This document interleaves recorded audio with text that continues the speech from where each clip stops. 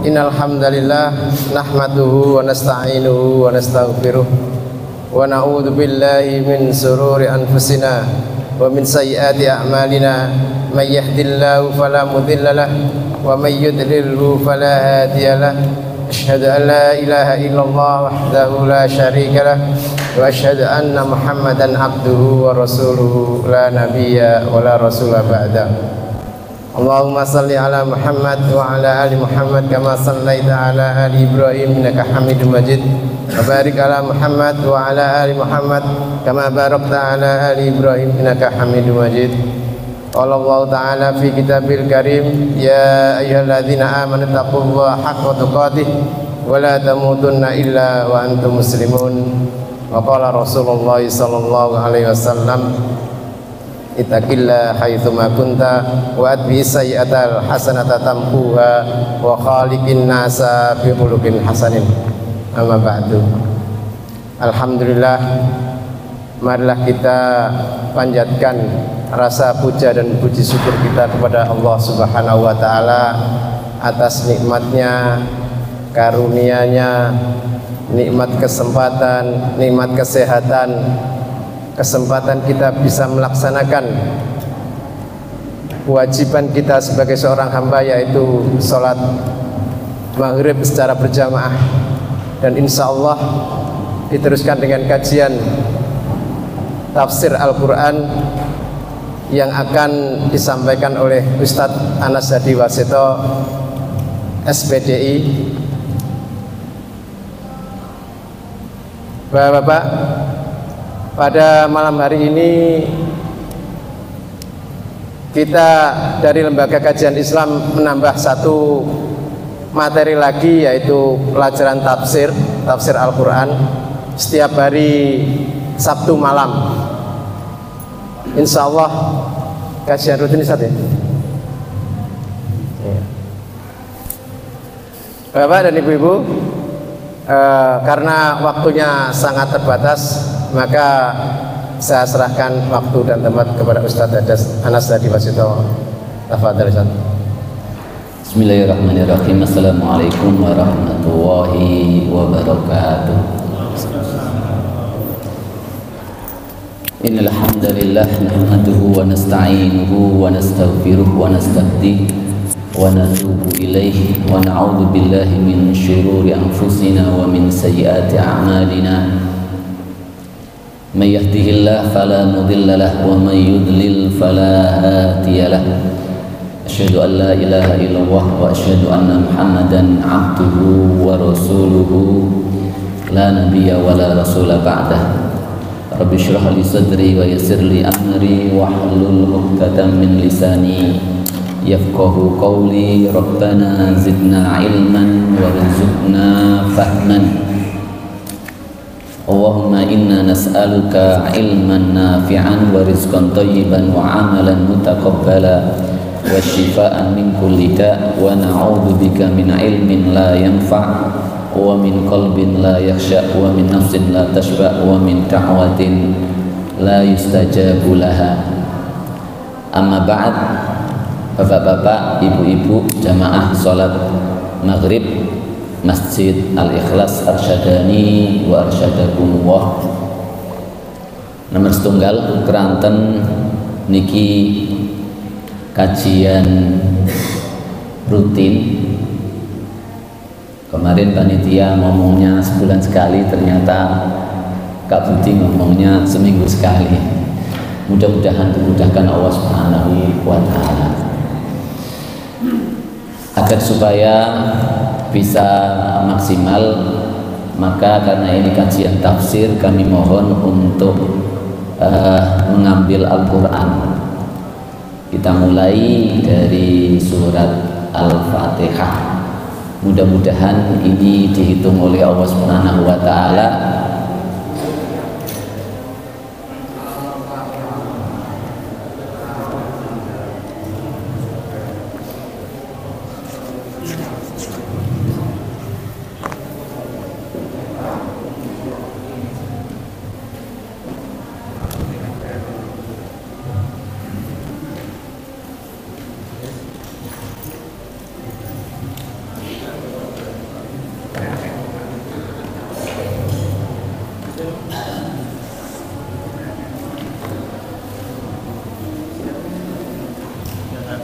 Sampun.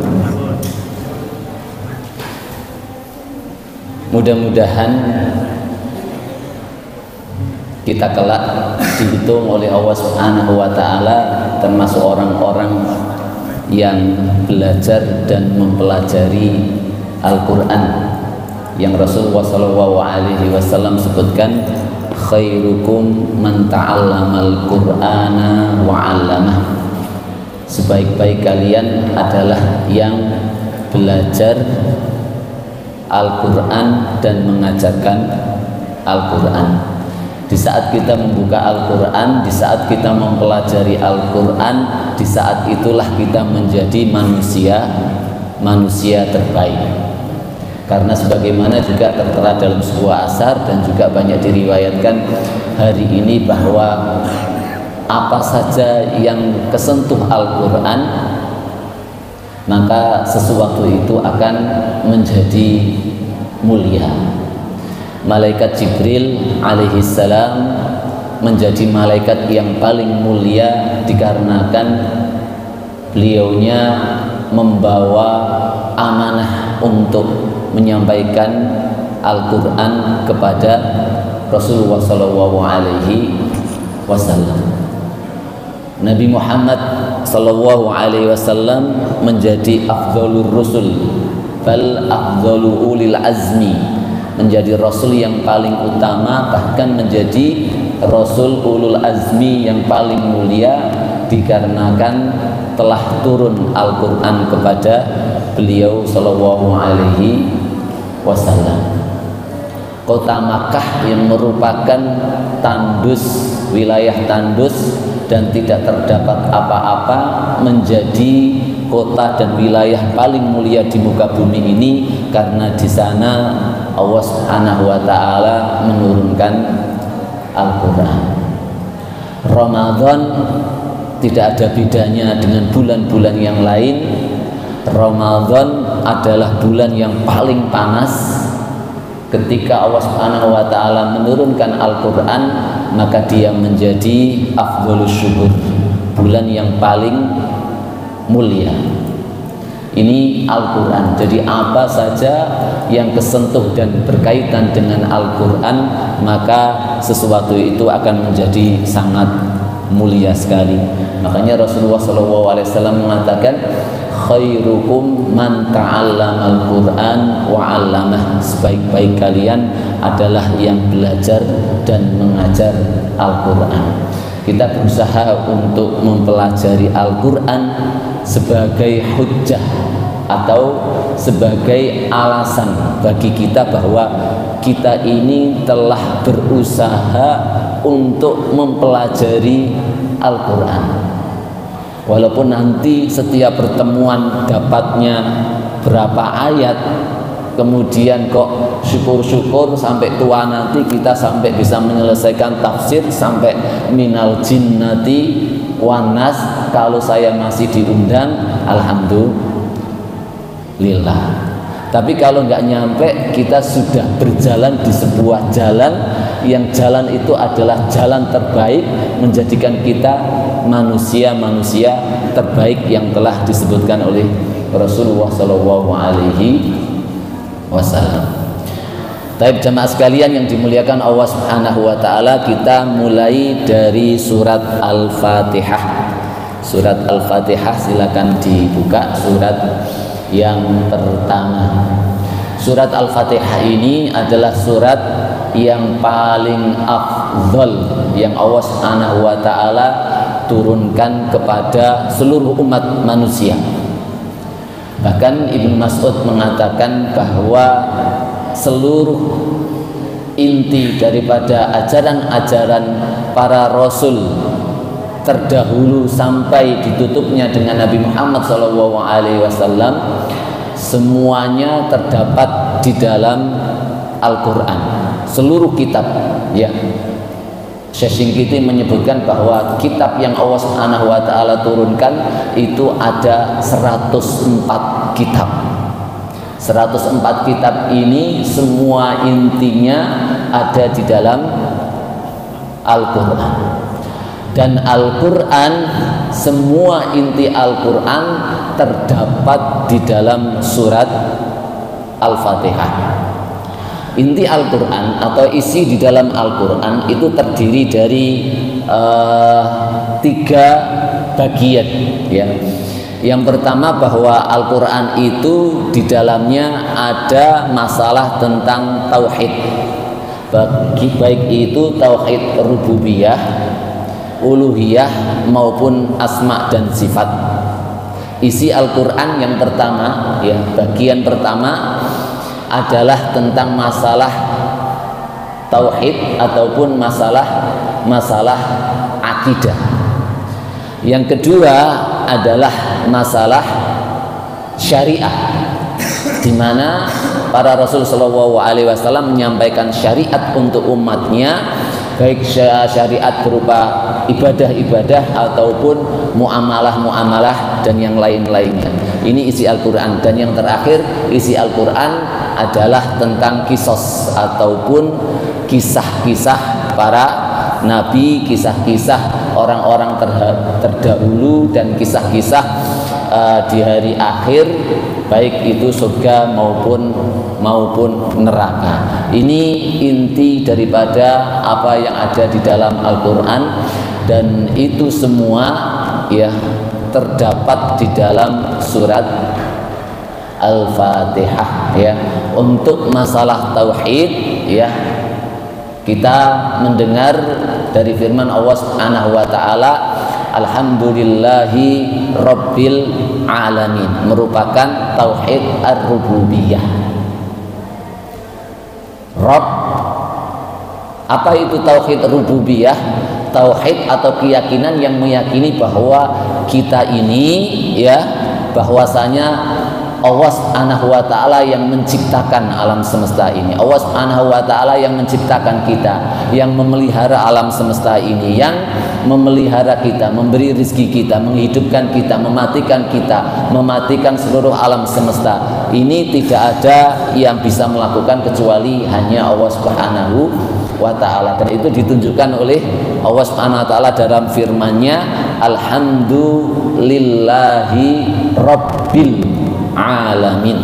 Rabb atau pemelihara, pemilik semesta alam. Ar-Rahmanir Rahim merupakan tauhid al-asma wa sifat, nama-nama dan sifat-sifat Allah Subhanahu wa ta'ala, yaitu asmaul husna. Ini tauhid al-asma wa sifat. Iyyaka na'budu wa iyyaka nasta'in merupakan tauhid uluhiyah. Tauhid uluhiyah itu adalah tauhid di mana kita meyakini bahwa hanya Allah Subhanahu wa taala zat yang berhak untuk disembah.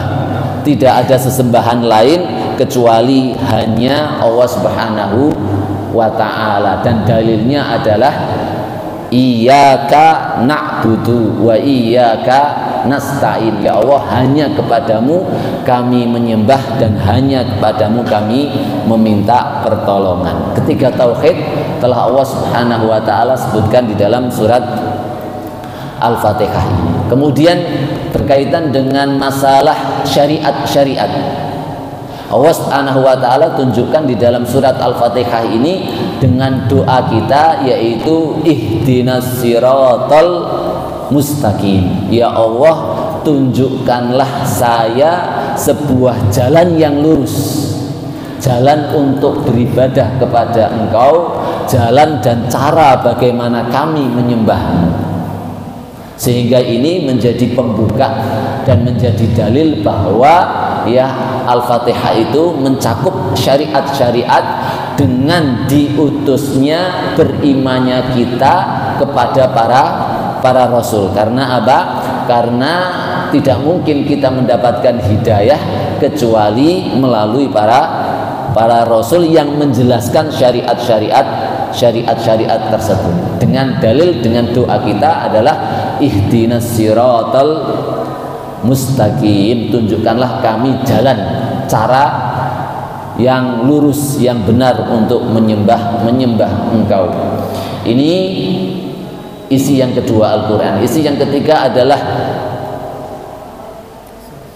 berupa kisos atau kisah-kisah, yang mana Allah Subhanahu wa taala di dalam Al-Fatihah ini tunjukkan dalilnya kepada kita bahwa kita minta jalan itu adalah bukan jalannya orang-orang yang engkau marahi, bukan jalan pula orang-orang yang tersesat. Siapa orang-orang yang dimarahi oleh Allah Subhanahu wa taala? Itu Allah Subhanahu wa taala jelaskan panjang lebar di dalam Al-Qur'an, dan inti daripada al-maghdub alaihim yang disebutkan Allah Subhanahu wa taala itu adalah orang-orang Yahudi, yang cirinya adalah orang itu mengetahui ilmu tapi tidak mau mengamalkan. Dan kita lihat ketika kita baca di bulan Ramadan, mungkin ya kita khatam mungkin sekali dua kali bagi yang mungkin mengerti dan bisa bahasa Arab, atau bagi teman-teman yang di Ramadannya itu membaca Al-Quran plus membaca artinya, niscaya kita akan menjumpai bahwa kisah yang paling banyak yang disebutkan oleh Allah Subhanahu wa taala di dalam Al-Quran adalah kisahnya antara Nabi Musa dan Fir'aun. Kisah kengeyelan-kengeyelan umat-umat terdahulu ketika mereka dikasih ilmu tetapi mereka tidak mau mengamalkan. Setelah itu ya, tingkatan kedua adalah kisah-kisah orang-orang yang tidak mengerti apa-apa sehingga mereka menyebabkan ya salah di dalam bentuk persembahan mereka, yaitu yang diungkapkan oleh Allah Subhanahu wa taala dengan kalimat waladzolin, dan bukan jalannya orang-orang yang sesat. Nah, jadi intinya Al-Quran itu ada di dalam surat Al-Fatihah ini. Dan surat Al-Fatihah, kata Ibnu Mas'ud tadi, bahwa inti daripada surat Al-Fatihah itu ada pada iyyaka na'budu wa iyyaka nasta'in, di tauhid uluhiyah. Karena memang manusia ini tidak diciptakan, atau jin juga tidak diciptakan oleh Allah Subhanahu wa taala kecuali hanya untuk beribadah kepada Allah Subhanahu wa ta'ala. Jadi tujuannya itu adalah agar supaya mentauhidkan uluhiyah. Tujuan manusia diciptakan, jin diciptakan adalah untuk tauhid uluhiyah. Wa ma khalaqtul jinna wal insa illa liya'budun, dan tidaklah aku ciptakan jin dan manusia kecuali hanya untuk beribadah kepadaku. Wah, ini inti daripada surat Al-Fatihah. Bahkan dia, ini kata siapa itu, intinya inti Mbah Dul ya, Pak Dul ya, intinya surat Al-Fatihah itu ada pada tauhid uluhiyah, yaitu iyyaka na'budu wa iyyaka nasta'in. Surat Al-Fatihah ini ya, bahkan di antara kemuliaannya, di sana ada sebuah hadis qudsi yang menyebutkan ya bahwa Allah Subhanahu wa taala berfirman, qasamtu shalah baini wa baina abdi nisfain. Qasamtu shalah, aku bagi, kata Allah Subhanahu wa taala, saya membagi salat antara aku dan hambaku itu dua bagian. Yang dimaksud salat di sini adalah surat Al-Fatihah. Jadi inti salat itu ada pada surat Al-Fatihah.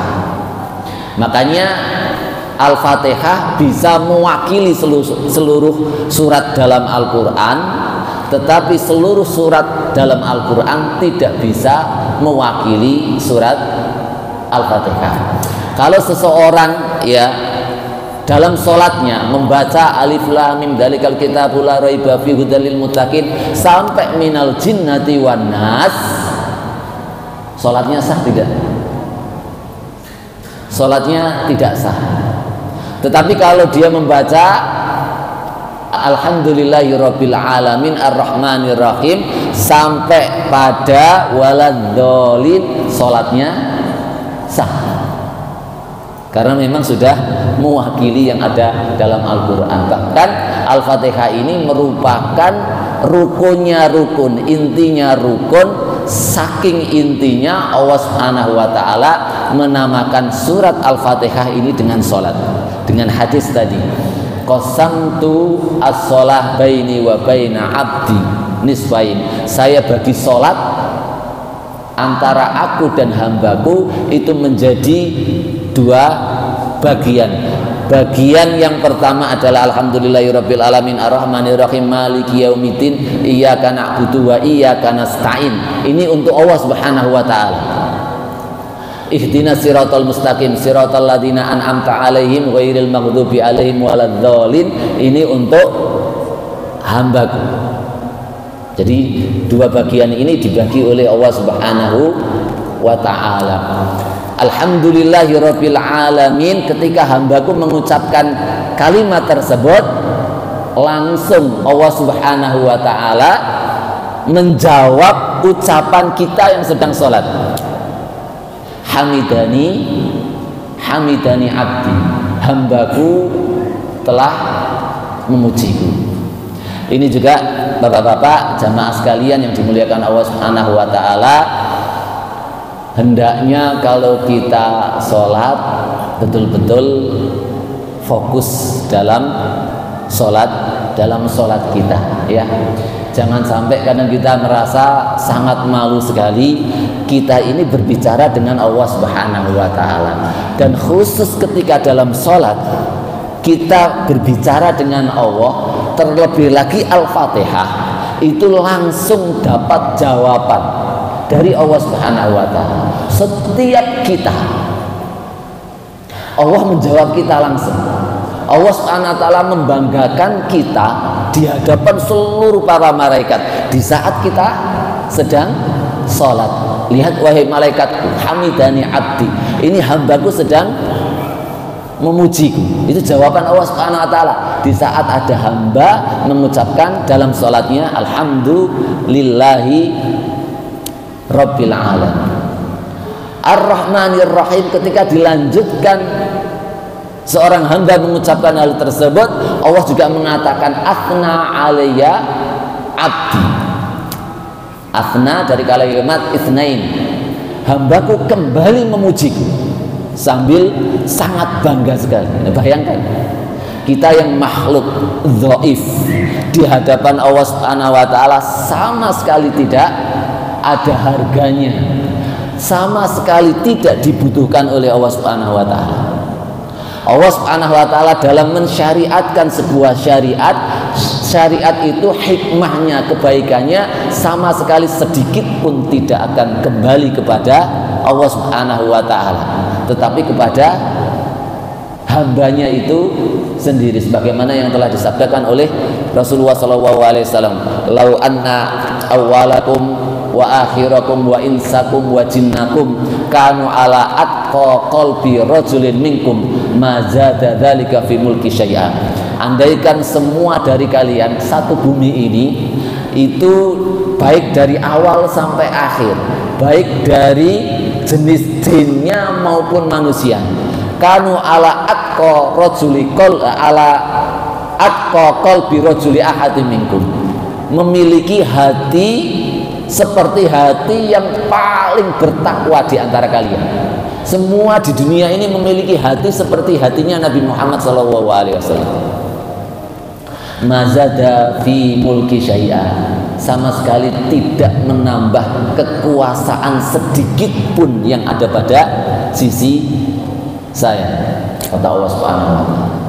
Lau anna awwalakum wa akhirakum wa insakum wa jinnakum kanu ala afjari qalbi rajulin minkum mana koso min mulki syai'a. Andaikan semua dari kalian murtad kafir, memiliki hati yang paling jelek di antara kalian, memiliki hati seperti hatinya Fir'aun, makhluk terjelek setelah iblis, kata para ulama, ya, yang mengatakan ana rabbukumul a'la, saking sombongnya saya Tuhan kalian yang paling tinggi. Andaikan seluruh makhluk ini dari awal sampai akhir, jin dan manusianya, memiliki hati yang sebusuk dan sejelek ini, niscaya tidak akan sedikit pun mengurangi apa yang ada di sisi saya, kata Allah Subhanahu wa ta'ala. Artinya bentuk ibadah kita, bentuk berbaktinya kita kepada Allah Subhanahu wa ta'ala itu sama sekali tidak dibutuhkan oleh Allah Subhanahu wa ta'ala. Justru kita yang membutuhkan hal tersebut.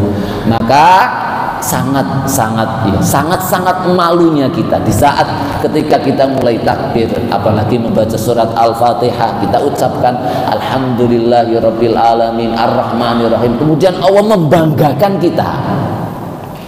Sementara kemudian ketika kita mengucapkan itu di sini, sisuk nggawe pentol pirang kilo itu. Allah sedang membanggakan kita, tetapi pikiran kita, sisuk aku jam 09.00 tak dol nang ngarepe pasar. Sisuk aku masak apa Bu ya? Nah, kita sholat. Nah sekarang tadi sholat maghrib misalnya. Sholat maghrib kira-kira banyak mana kita di sholat atau kita di luar sholat? Sholat maghrib tadi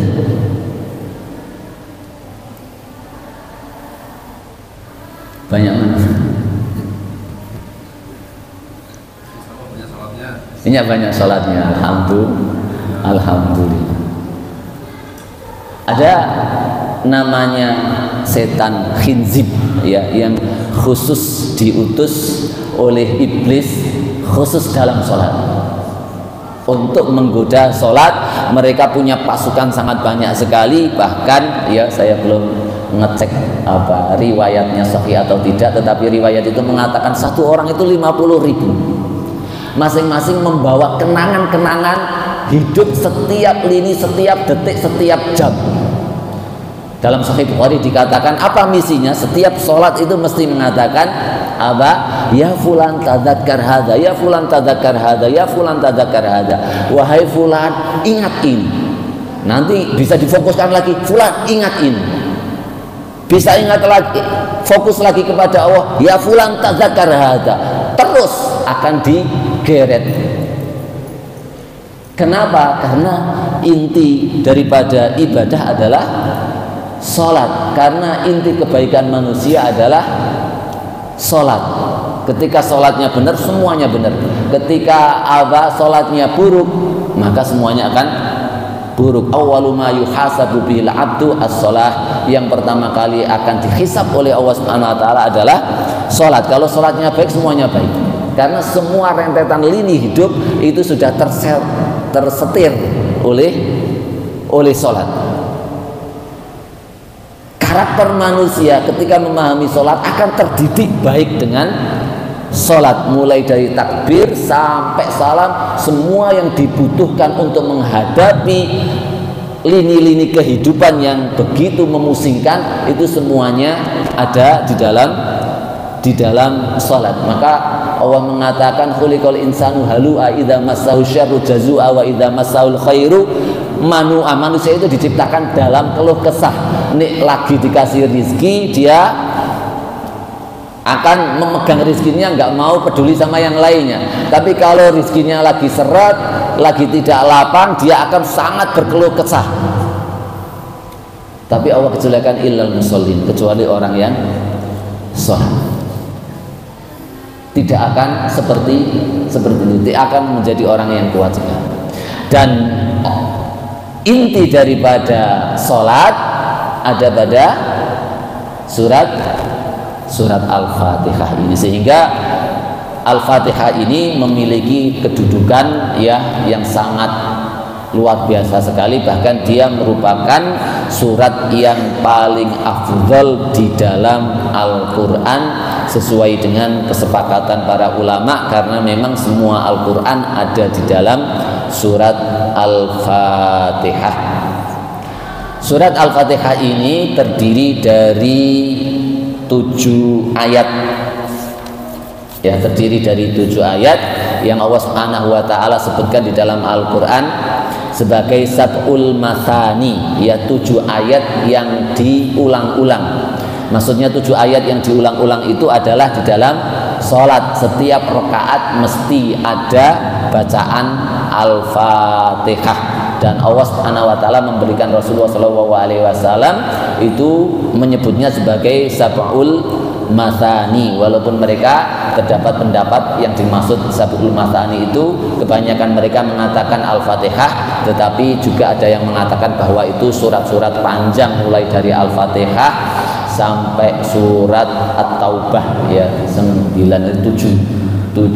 surat-surat panjang yang Allah Subhanahu wa taala berikan kepada Rasulullah sallallahu alaihi wasallam. Surat Al-Fatihah ini, ya, itu para ulama juga berbeda pendapat apakah bismillah di dalam surat Al-Fatihah itu termasuk salah satu daripada surat Al-Fatihah ataukah dia tidak termasuk. Ya, kalau di Quran kita di Rasmul Utsmani, ya, di Quran ini itu bismillah dimasukkan ke dalam salah satu surat daripada surat Al-Fatihah. Namun yang saya pelajari dari perbedaan pendapat yang ada itu, ya, apa yang dikatakan oleh Syekh Utsaimin bahwa pendapat yang paling kuat adalah bahwasanya bismillah itu bukan merupakan surat Al-Fatihah, tetapi surat Al-Fatihah itu adalah dimulai dari alhamdulillahi rabbil alamin. Dengan dalil apa? Dengan dalil hadis tadi yang saya bacakan tadi, yang Allah menyebut surat Al-Fatihah itu sebagai salat. Allah Subhanahu wa taala mengatakan dalam hadis qudsi tersebut, qasamtus shalah baini wa baina abdi nisfain. Aku bagi salat itu antaraku dan hambaku itu menjadi 2 bagian. Nah, Allah Subhanahu wa taala di situ menyebutkan fa idza qala abdi, kalau hambaku sedang mengucapkan, yang pertama kali diucapkan oleh hamba adalah alhamdulillahi rabbil alamin, bukan bismillahirrahmanirrahim. Dalil ini menunjukkan bahwa basmalah bukan merupakan ayat daripada surat Al-Fatihah. Lalu kalau basmalah ini bukan merupakan surat Al-Fatihah, terus ya jadi 6 ayatnya. Kan di sini di Quran kita, ya di Quran Utsmani ini itu 1 Ar-Rahmanir-Rahim, kemudian ayat kedua alhamdulillahirabbil alamin, ayat ketiga Ar-Rahmanir-Rahim, ayat keempat Maliki Yaumiddin, ayat kelima Iyyaka na'budu wa iyyaka nasta'in, ayat ke-6 ihdinas siratal mustaqim, dan ayat ke-7-nya siratal ladzina an'amta 'alaihim ghairil maghdubi 'alaihim waladdallin. Pas 7. Yang tadi tidak memasukkan bismillah ke dalam surat Al-Fatihah itu ayat yang ke-6-nya terdapat pada ayat yang siratal ladzina an'amta 'alaihim, kata saya. Di situ ayat yang ke-6, ya. Jadi yang pertama alhamdulillahirabbil alamin, kemudian sampai yang ke-5 itu ihdinas siratal mustaqim, ke-6-nya siratal ladzina an'amta 'alaihim, baru ke-7-nya ghairil maghdubi 'alaihim waladdallin. Itu ayat yang ke-7 dari dari ulama-ulama yang berpendapat bahwa basmalah itu bukan merupakan surat Al-Fatihah. Maka begini, kalau misalnya ya imam ketika dia mengambil pendapat bahwasanya basmalah itu adalah merupakan satu ayat dari surat Al-Fatihah, maka membacanya adalah wajib, enggak boleh ditinggalkan. Kalau ditinggalkan ketika dia mengambil pendapat itu, maka sholatnya batal, enggak sah, karena memang dia meninggalkan rukun daripada rukun-rukun sholat. Satu ayat ditinggalkan. Makanya harus dibaca. Kalau jahriyah ya dibaca jahriyah. Tapi kalau dia berpendapat bukan merupakan surat Al-Fatihah, ya tidak wajib untuk membacanya, karena memang dia bukan merupakan surat Al-Fatihah. Dan di seluruh surat ada apa? Ada semua kalimat basmalah ini, dan itu juga menunjukkan bahwa apa? Basmalah ini bukan merupakan salah satu daripada sebuah surat-surat yang disebutkan Allah Subhanahu wa taala dalam seluruh yang ada di dalam Al-Qur'an, kecuali yang ada di dalam apa? Surat At-Taubah ya. Di dalam surat At-Taubah itu tidak tertera basmalah, dikarenakan yang pertama bahwasanya sebenarnya surat Al-Anfal dan surat At-Taubah itu adalah satu surat, sehingga tidak disebutkan basmalah karena dia adalah satu surat, sehingga habis baca tidak perlu diputus dengan basmalah. Adapun pendapat yang kedua bahwa tidak tertulis basmalah di dalam surat Al-Baro'ah, itu dikarenakan bahwa isi dalam surat Al-Baro'ah itu adalah isi pemutusan hubungan dan isi peperangan dengan orang-orang kafir. Sikap keras yang harus ditunjukkan oleh umat Islam kepada orang-orang musyrik, orang-orang kafir yang selalu menyakiti Islam, yang isi surat itu adalah sebagaimana kata Umar bin Khattab sebagai surat azab bagi orang-orang kafir tersebut. Sementara di dalam kalimat basmalah itu ada kata-kata Ar-Rahman Ar-Rahim, sehingga menurut para ulama itu tidak disebutkan di dalam surat Al-Baro'ah atau At-Taubah, karena memang itu surat itu hukuman dan azab bagi orang-orang kafir. Nah, ini berkaitan dengan basmalah. Bisa dipahami atau ada yang ditanyakan?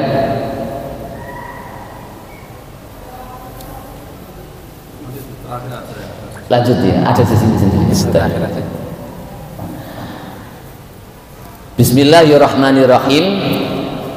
Dengan menyebut nama Allah Subhanahu wa taala, Ar-Rahman yang Maha Pengasih, Ar-Rahim yang Maha Penyayang.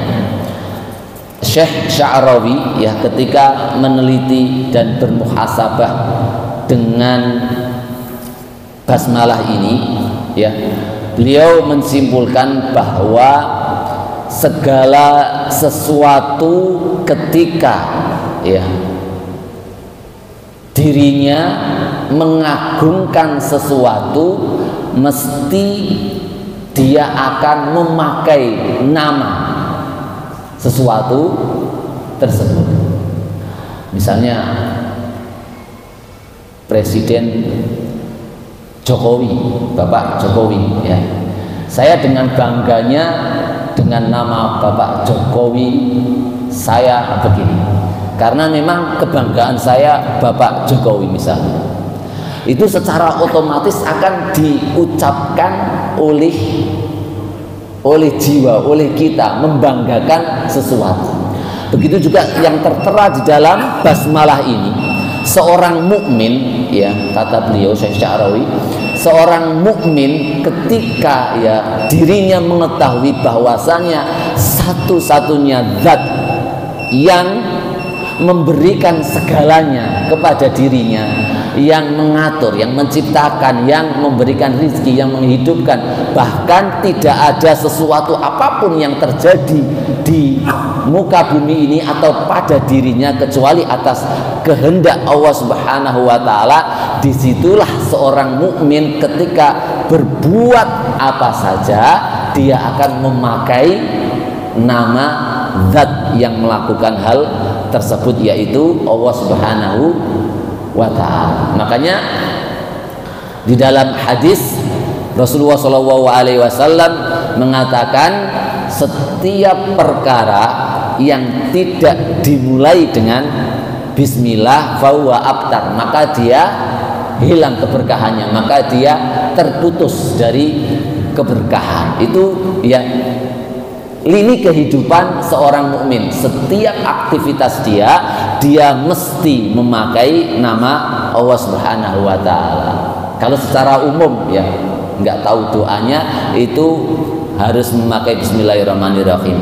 Adapun kalau tahu doanya kan sudah ada semua ya, mau masuk WC Allahumma pakai nama Allah Subhanahu wa taala, ini a'udzubika minal khubuthi wal khaba'is.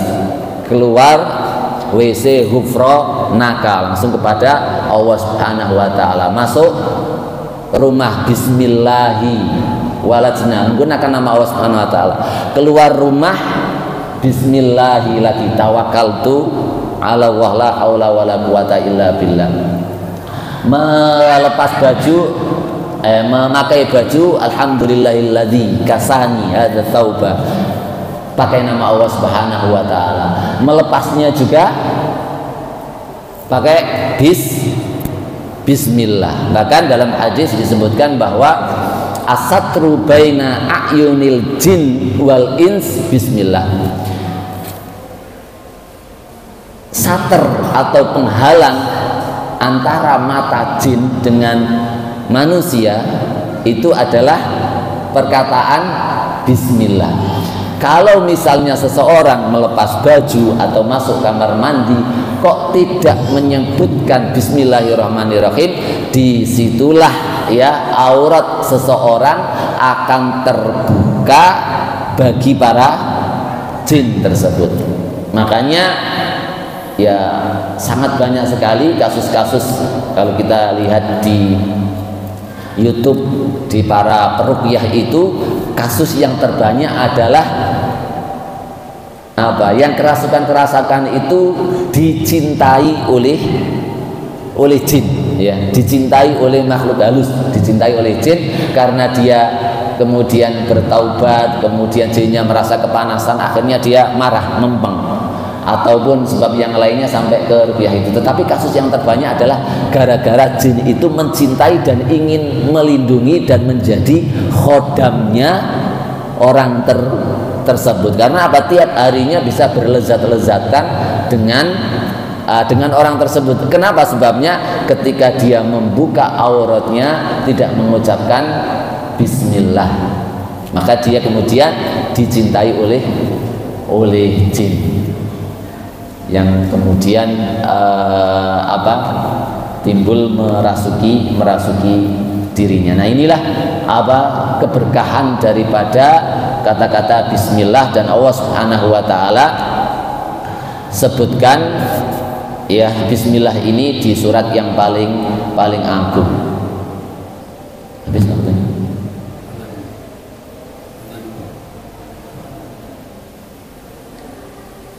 Baik, mungkin adzan dulu. Kita break adzan dulu.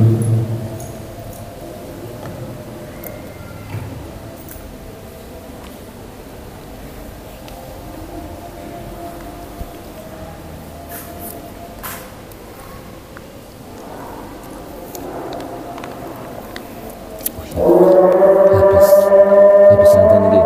Iya, banyak jam. Lama nggak? Lama nggak? Iya, nanti 2 atau 3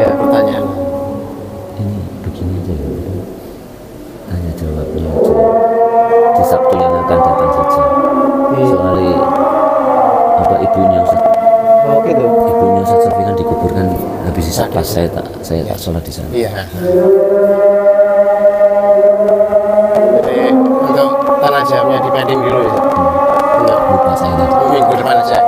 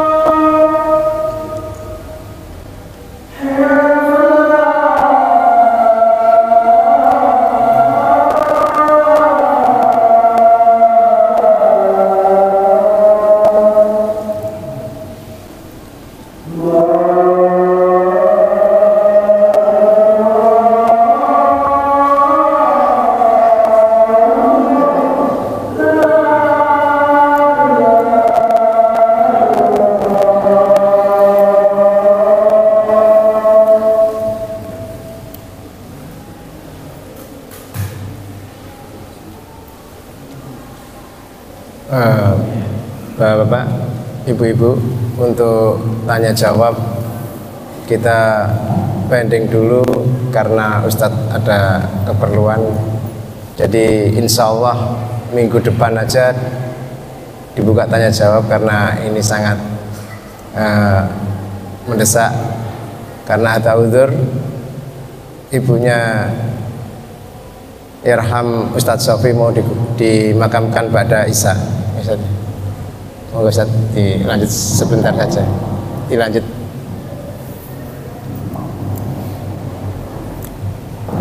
Saya kira cukup ya, karena memang saya harus sholat di Masjid Agung karena habis sholat isya pas langsung mau disolati. Jadi kami minta maaf yang sebesar-besarnya. Insya Allah Sabtu depan kita lanjutkan. Kita tutup dengan doa kafaratul majlis. Subhanakallahumma wa bihamdik, asyhadu an la ilaha illa anta, astaghfiruka wa atubu ilaik. Wassalamualaikum warahmatullahi wabarakatuh. Waalaikumsalam.